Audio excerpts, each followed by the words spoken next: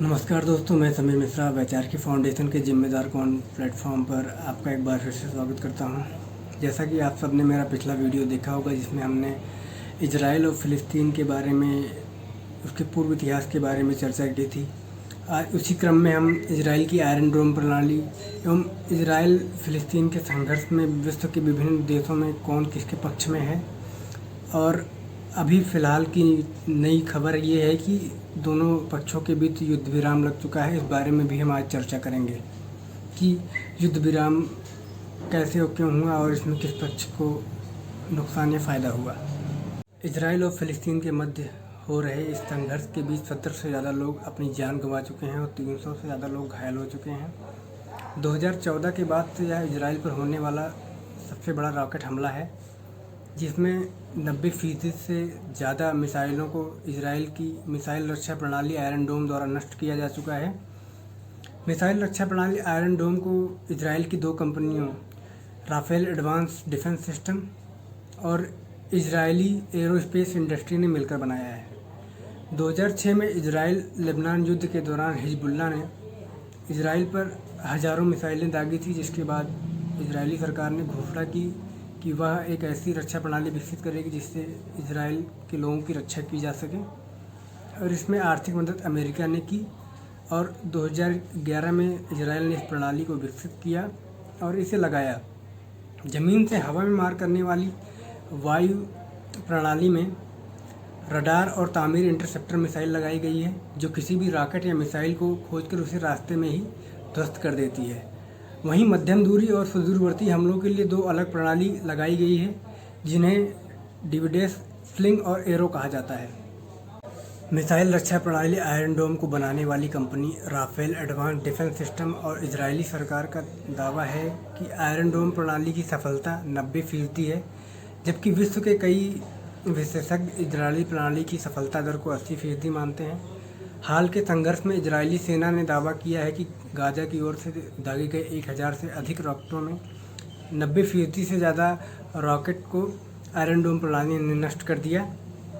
आइए अब हम जानते हैं इजराइल डोम प्रणाली में लगे होने वाले रॉकेट और उसके कीमत के बारे में।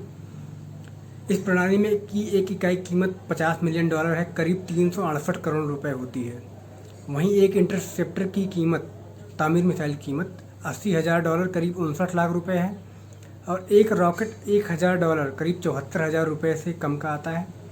और रॉकेट को इंटरसेप्ट करने के लिए दो तामीर मिसाइलों का उपयोग होता है इसमें। इजराइल एवं फ़िलिस्तीन संघर्ष के मध्य विश्व के विभिन्न देशों ने किस देश को समर्थन दिया, इसके बारे में हम जानते हैं। सबसे पहले हम बात करेंगे अमेरिका के बारे में। जैसा कि आप सब जान रहे हैं कि इजराइल की आयरन डोम प्रणाली को बनाने में अमेरिका ने आर्थिक सहायता की, तो इससे आप अनुमान लगा ही सकते हैं कि इजराइल को अमेरिका का समर्थन प्राप्त है। अमेरिकी सरकार ने यह बयान जारी करते हुए कहा कि इजराइल अपनी आत्मरक्षा के लिए युद्ध कर सकता है। इसके साथ ही Australia, Albania, Austria, Brazil, Canada, Colombia, Cyprus, Georgia, Hungary, Italy, Slovenia और यूक्रेन सहित 25 देशों ने इजराइल को अपना समर्थन दिया है। इजरायली प्रधानमंत्री बेंजामिन नेतन्याहू ने इन सभी देशों को समर्थन देने के लिए धन्यवाद कहा है।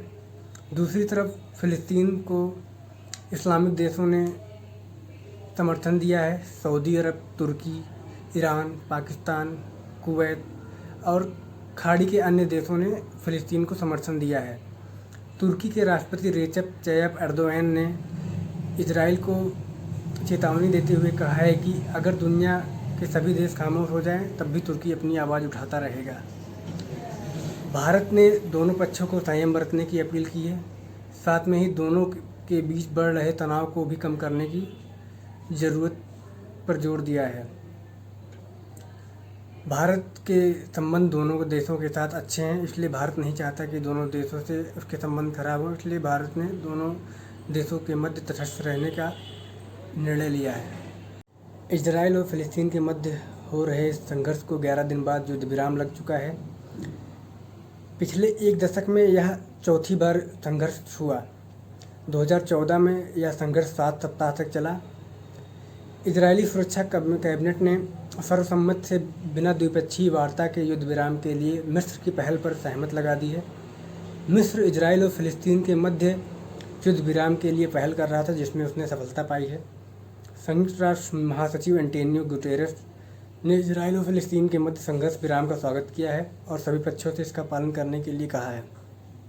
यूरोपीय परिषद के अध्यक्ष चार्ल्स मिशेल ने भी दोनों पक्षों से युद्ध विराम के निर्णय का पालन करने के लिए कहा है। अमेरिकी विदेश मंत्री एंटनी ब्लिंकन ने दोनों पक्षों से बात की और उनसे युद्ध विराम के निर्णय का स्वागत किया है। इजराइल और फ़िलिस्तीन के बीच 11 दिनों तक चलने वाले यह युद्ध समाप्त हो चुका है, लेकिन यह अपने पीछे तबाही का मंजर छोड़ चुका है और इसके साथ आर्थिक नुकसान भी हुआ है। गाजा के द्वारा दिए गए बयान के अनुसार 16,800 आवास इकाइयों को नुकसान पहुंचा है और वहीं ऊर्जा क्षेत्र को $22 मिलियन का नुकसान पहुंचा है और वहीं उसके कृषि मंत्रालय ने $27 मिलियन नुकसान का बयान जारी किया है। इजराइल को $166 मिलियन का नुकसान पहुंचा है। उसके द्वारा जारी किए बयान में उन्होंने बताया कि हम सभी क्षेत्रों को मिलाकर $166 मिलियन का नुकसान पहुंचा है। गौर करने वाली बात यह है कि अगर इन दोनों देशों के बीच इसी तरह युद्ध चलते रहे तो क्या यह दोनों क्षेत्रों में या मध्य पूर्व के देशों में शांति कायम कर सकेगा, या ऐसे ही इस युद्ध से वहाँ के लोगों को तबाही का मंजर हर बार देखना पड़ेगा। और नीचे जो वो सब्सक्राइब का बटन है ना, उसको हिट करो, जल्दी से करो सब्सक्राइब।